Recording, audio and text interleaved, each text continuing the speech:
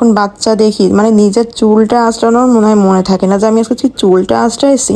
তো আমি যেহেতু আমার হচ্ছিল এইসব দেওয়া একদমই নিষেধ, আমার কোনো কেমিক্যাল ইউজ করতে পারি না আমার স্কিনে। তো এই মেহেদি তো একটু ভালো, আর মেথি তো চুলের জন্য অনেক ভালো।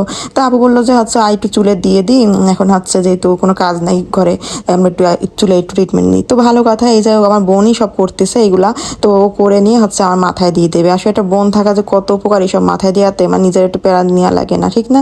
তো এই যে মাখায় মুখে এখন ছেলে তো ঘুমায় পড়ছে দুপুরবেলা, ওকে আমি কিভাবে মাথায় দিব? আর তো বাবু যেহেতু ঘুমাইছিল, কোলেও আসবে না, ধরবেও না, তো এই ফাঁকে আমি হচ্ছে যে চুলে একটু দেওয়া শুরু করে দিচ্ছি। কারণ হচ্ছে চুলের জন্য কিন্তু মেহেদি বেশ ভালো, আর মেথি যেহেতু এখানে পড়ছে তো আরও বেশি ভালো হয়ে গেছে। আর ইদানিং চুলে একদম এই যে মেঘলা আর হচ্ছিল বৃষ্টি হচ্ছে, রোদ হচ্ছে, এই সিজনগুলোতে না চুল খুব পড়ে, মানে একদম চুল পড়ে যায় কিন্তু বলতে গেলে, ঠিক না? না আসটালেও চুল পড়ে, আসলে তো কথাই নাই। তো কেমন লাগলো ভিডিওটা অবশ্যই জানিয়ে দিও কমেন্ট করে। আর যারা